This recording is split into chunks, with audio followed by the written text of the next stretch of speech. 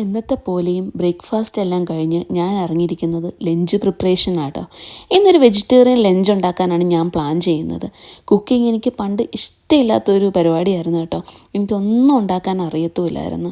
പക്ഷേ ഉണ്ടല്ലോ, ഇപ്പം എന്തെല്ലാം മാറ്റങ്ങളല്ലേ വന്നേക്കുന്നത്.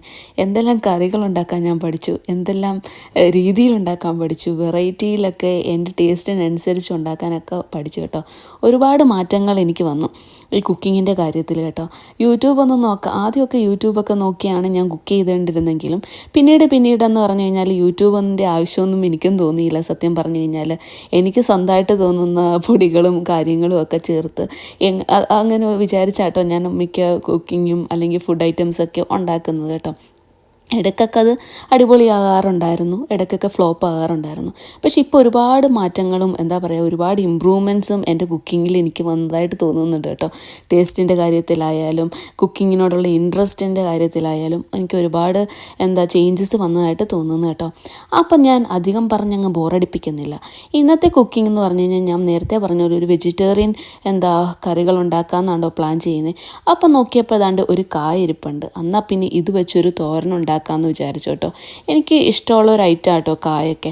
എനിക്ക് ഇഷ്ടമില്ലാത്ത ഐറ്റംസ് വളരെ കുറവാണ്. കൂടുതലും ഇഷ്ടം ഉള്ള ഐറ്റംസ് ആയിരിക്കും കറികളായാലും ഫുഡ് ഐറ്റംസ് ആയാലും ലിസ്റ്റിലുള്ളത്. അപ്പോൾ അതാണ്ട് ഞാൻ ചെറുതായിട്ട് അരിഞ്ഞ് വെള്ളത്തിലിട്ടിട്ടുണ്ട് കേട്ടോ. ഇനി നമ്മൾ ഇതിലോട്ടെന്ന് പറഞ്ഞു കഴിഞ്ഞാൽ കുറച്ച് പച്ചമുളകും കറിവേപ്പിലയും കുറച്ച് സവാളയും കൂടി നമുക്കിത് കട്ട് ചെയ്തെടുക്കാം കേട്ടോ. വളരെ ടേസ്റ്റി ആയിട്ട് നമുക്ക് എളുപ്പത്തിൽ ഉണ്ടാക്കിയെടുക്കാവുന്ന ഒരു കറി തന്നെയാണ് അല്ലേ കാ. അതുപോലെ തന്നെ പല വെറൈറ്റീസിൽ നമുക്ക് ഉണ്ടാക്കിയെടുക്കാം.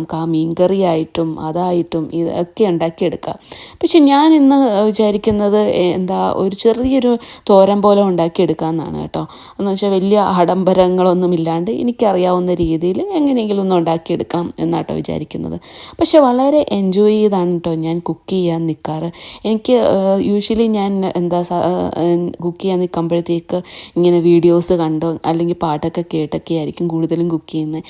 അപ്പോൾ എനിക്ക് വരുന്ന ഒരു പോസിറ്റിവിറ്റിയും ആ ഒരു എനർജിയും അതൊരു വല്ലാത്തൊരു ഫീലിംഗ് ആണ് കേട്ടോ. അപ്പോൾ ദാണ്ടെ അടുപ്പിൽ വെച്ചിരുന്ന പാൻ ചൂടായി കഴിഞ്ഞപ്പോഴത്തേക്ക് ഞാൻ കടുക് പൊട്ടിച്ചു. അതിലോട്ട് നമ്മൾ അരിഞ്ഞു വെച്ചിരുന്ന സവാളയും കറിവേപ്പിലയും പച്ചമുളകും ഇട്ട് കൊടുത്തു കേട്ടോ. ഈ കറിവേപ്പിലയുടെ തണ്ട് എനിക്ക് ഇങ്ങനെ ഇടുന്നത് ഭയങ്കര ഇഷ്ടമാണ്. അത് എൻ്റെ റീസൺ എന്താണെന്നൊന്നും എനിക്ക് അറിഞ്ഞുകൂടാ. എനിക്കത് ഇടുമ്പോഴത്തേക്ക് പ്രത്യേക ഒരു ടേസ്റ്റൊക്കെ തോന്നുന്ന പോലെ എനിക്ക് തോന്നാറുണ്ട്. അറിയില്ല, പണ്ടൊക്കെ ഞാനിങ്ങനെ വീട്ടിലൊക്കെ അമ്മയൊക്കെ ഇടുന്നത് കണ്ടിട്ടുണ്ട് കേട്ടോ. ചിലപ്പോൾ അതുകൊണ്ടായിരിക്കാം എൻ്റെ മനസ്സിൽ തട്ടിയതാവാൻ തോന്നുന്നു. അതിനുശേഷം സവാളയൊക്കെ ഒന്ന് വാടിയതിന് ശേഷം നമ്മൾ കഴുകി വെച്ചിരുന്ന കായും അതിലോട്ട് ആവശ്യത്തിന് ഉപ്പും കൂടി ചേർത്ത് നമുക്ക് ചെറുതായിട്ടൊന്ന് വഴറ്റി വെക്കാം.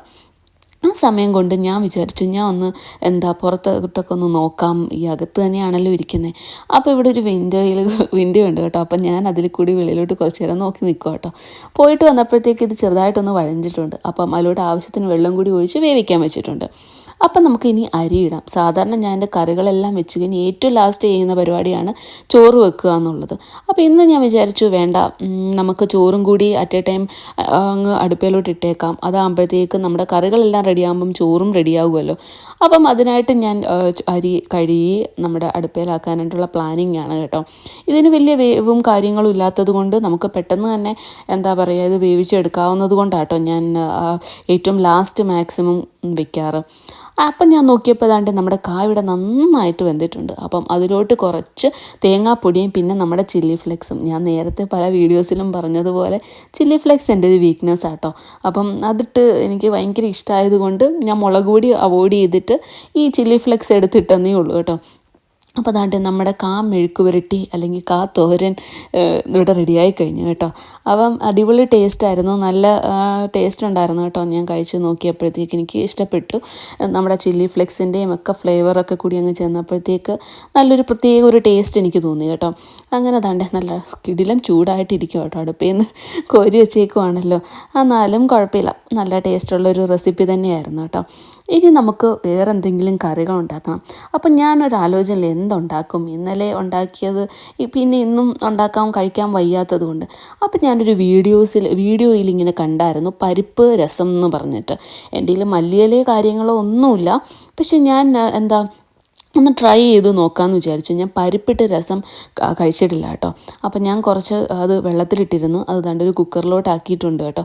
പിന്നെ അതിലോട്ട് ആവശ്യത്തിന് ഉപ്പും കൂടി ചേർത്ത് ഞാൻ കുക്കറിലിട്ട് അടിക്കുന്നില്ല, അത് ജസ്റ്റ് ഒന്ന് വേവിക്കാൻ വെച്ചിരിക്കുക. കാരണം പരിപ്പ് ഓൾമോസ്റ്റ് അതിങ്ങനെ വെള്ളത്തിലിട്ടുകൊണ്ട് നല്ല ഇതിലായിട്ട് വന്നിട്ടുണ്ടായിരുന്നു കേട്ടോ.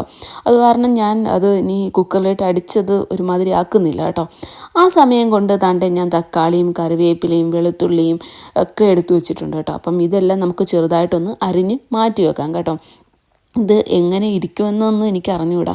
ആദ്യം ഞാൻ വിചാരിച്ച് വേണ്ട, ഒരു പരീക്ഷണം വേണ്ട, ഉച്ചയ്ക്ക് വിശന്ന് എൻ്റെ ഹസ്ബൻഡ് വരുമ്പോഴത്തേക്ക് ഈ പരീക്ഷിച്ച സാധനം ഫ്ലോപ്പാണെങ്കിൽ വിശന്ന് വരുന്ന ആൾക്കത് ഒരു നിരാശയായിരിക്കുമല്ലോ. അതുകൊണ്ട് ആദ്യം ഞാൻ വിചാരിച്ചു വേണ്ടാന്ന്, വേറെ എന്തെങ്കിലും ഉണ്ടാക്കാമെന്ന്. പിന്നെ ഞാൻ വിചാരിച്ചു ഓക്കെ നമുക്കൊന്ന് ട്രൈ ചെയ്ത് നോക്കാം, എങ്ങനെ ഉണ്ടാവും എന്ന് അറിയാമല്ലോ. കാരണം പരിപ്പിൻ്റെ ഒരു ടേസ്റ്റ് നമുക്കറിയാം എങ്ങനെ ആയിരിക്കുന്നു. അത് രസം എന്നുള്ള രീതി ഒരു കൺസെപ്റ്റ് വരുമ്പം അതെങ്ങനെ ആയിരിക്കുമെന്ന് എനിക്ക് ഒരു ഒരു ആകാംക്ഷ ഉണ്ടായിരുന്നു. എന്നാലും കുഴപ്പമില്ല, ഫ്ലോപ്പായാലും സാരമില്ല. അതുകൊണ്ട് ഞാൻ കുറച്ച് പരിപ്പേ എടുത്തുണ്ടായിരുന്നുള്ളൂ കേട്ടോ. അപ്പോൾ അതാണ്ടേ അതവിടെ നിന്ന് വേവുന്നുണ്ട്. അപ്പോൾ നമുക്ക് വേണ്ട ഇൻഗ്രീഡിയൻസ് ഞാനിവിടെ അരിഞ്ഞ് കഴുകി വൃത്തിയാക്കിയൊക്കെ എടുക്കുന്നുണ്ട് കേട്ടോ. പിന്നെ നമ്മുടെ സാധാ രസം വെക്കുന്നു, അതിലോട്ട് നമ്മൾ പരിപ്പ് ആഡ് ചെയ്യുന്നു എന്നൊരു വ്യത്യാസം മാത്രമേ ഞാൻ ഇതിൽ കണ്ടുള്ളൂ കേട്ടോ. പിന്നെ മല്ലിയിലയൊക്കെ കൂടി ഉണ്ടായിരുന്നെങ്കിൽ ഒന്നുകൂടി അടിച്ച് പൊളിച്ചേനെ. പക്ഷേ എൻ്റെ കയ്യിൽ മല്ലിയിലയില്ലാണ്ടായിപ്പോയി. കുഴപ്പമില്ല, നമുക്ക് വേറൊരു ദിവസം മല്ലിയിലൊക്കെ ഇട്ട് വയ്ക്കാം. അപ്പോൾ അതാണ്ട് നമ്മുടെ ഇടിയൻകല്ല് ഞാനിങ്ങനെ എടുത്തിട്ടുണ്ട് കേട്ടോ. അതിലോട്ട് നമ്മൾ ഈ അരിഞ്ഞു വെച്ചിരിക്കുന്ന ഈ വെളുത്തുള്ളി ഉണ്ടല്ലോ, അതിന് ചെറിയ ചെറിയ പീസായിട്ട് അരിയുവാണേ. കാരണം എന്താണെന്ന് വെച്ചാൽ ഇങ്ങനെ അല്ലെങ്കിൽ നമ്മൾ ചതച്ചെടുക്കാൻ എനിക്ക് ഭയങ്കര പാടാണ് കേട്ടോ. അപ്പം ഇങ്ങനെ ചെറിയ പീസായിട്ട് അരിഞ്ഞ് ഞാൻ ഇതിലിടുവാണെങ്കിൽ അത് പെട്ടെന്ന് നല്ല ചതഞ്ഞു കിട്ടും. അപ്പം അതുകൊണ്ടാട്ടോ ഞാൻ അങ്ങനെ ചെയ്യുന്നത്.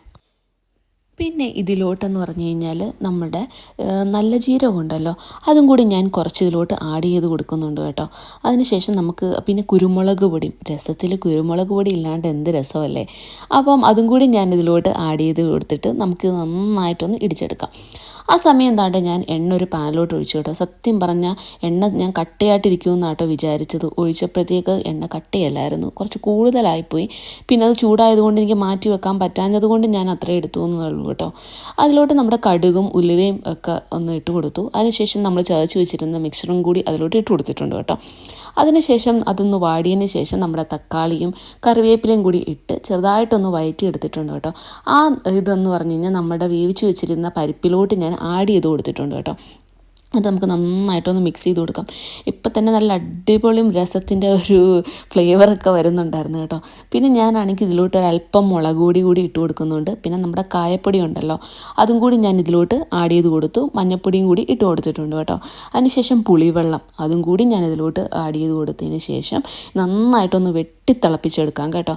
അങ്ങനെ വളരെ എളുപ്പത്തിൽ ഉണ്ടാക്കാവുന്ന നമ്മുടെ പരിപ്പ് രസം ഇവിടെ റെഡിയായി കഴിഞ്ഞു കേട്ടോ. നല്ല അടിപൊളി ടേസ്റ്റ് ആയിരുന്നു, ഒരു മസ്റ്റ് ട്രൈ ഐറ്റം എന്ന് വേണമെങ്കിൽ നമുക്ക് പറയാം കേട്ടോ. അതെല്ലാം കഴിഞ്ഞപ്പോഴത്തേക്കും ഞാൻ വിചാരിച്ചു നമുക്ക് കുറച്ച് ബീൻസ് തോരൻ ഉണ്ടാക്കാമെന്ന് കേട്ടോ. അപ്പോൾ ബീൻസ് ആണെങ്കിൽ ദാണ്ടെ ഫ്രോസൺ ആയിട്ടിരിക്കുക. അപ്പം ഞാനത് ചൂടുവെള്ളത്തിലിട്ട് അതൊന്ന് റെഡിയാക്കി എടുത്തു കേട്ടോ. ഇത് നമ്മുടെ ചെറിയ ചെറിയ പീസുകളായിട്ട് നമുക്കിത് കട്ട് ചെയ്തെടുക്കണം. ഞാൻ സാധാരണ തേങ്ങയൊക്കെ ഇട്ടാണ് വെക്കുന്നത്, ഇന്ന് ഞാനൊരു വെറൈറ്റി പരീക്ഷിക്കുകയാണ് കേട്ടോ. പിന്നെ അത് കടുക് പൊട്ടിച്ചതിന് ശേഷം നമ്മുടെ ബീൻസും അതുപോലെ തന്നെ സവാളയും കൂടി ഞാൻ ഇതിലോട്ട് തട്ടി കൊടുത്തിട്ടുണ്ട് കേട്ടോ. അതിനുശേഷം ഇതൊന്ന് വഴണ്ട് വരണ വരെ വെയിറ്റ് ചെയ്യാം. പിന്നെ നമ്മുടെ ഉപ്പും ആവശ്യത്തിന് ഉപ്പ് ചേർക്കാൻ മറക്കണ്ട. അപ്പം അതുകൂടി ഞാൻ ഇതിലോട്ട് ആഡ് ചെയ്ത് കൊടുത്ത് പിന്നെ അല്പം മഞ്ഞൾപ്പൊടി കൂടി ചേർത്ത് കൊടുത്തിട്ടുണ്ട് കേട്ടോ. എന്നിട്ട് നമുക്ക് നന്നായിട്ടൊന്ന് ഒന്ന് റെഡിയായി വരുന്നവരെയും വെയിറ്റ് ചെയ്യാം. പിന്നെ ഞാൻ ഇടക്കാട്ടോ കറിവേപ്പില ഇടുന്ന കാര്യം ഓർത്തത്. അപ്പം അതും കൂടി ഞാൻ ഇട്ട് കൊടുത്തു. അതിനുശേഷം നമ്മുടെ ചില്ലി ഫ്ലെക്സ് അതും കൂടി ചേർത്ത് ഇറക്കി. അങ്ങനെ വളരെ എളുപ്പത്തിലുണ്ടാക്കാം നമ്മുടെ ബീൻസ് തോരനും തോരനും നമ്മുടെ പരിപ്പ് രസവും എല്ലാം ഇവിടെ റെഡിയായി കഴിഞ്ഞിട്ടുണ്ട് കേട്ടോ. ചോറും റെഡി, ഇനി ഫുഡ് കഴിച്ചാൽ മാത്രം മതി. അപ്പം ഇതെല്ലാം കൂട്ടി ഒന്ന് ആസ്വദിച്ച് കഴിക്കാമെന്ന് ഞാൻ വിചാരിച്ചു കേട്ടോ. ഈ ബീൻസ് തോരന് നല്ല ടേസ്റ്റ് ഉണ്ടായിരുന്നു കേട്ടോ.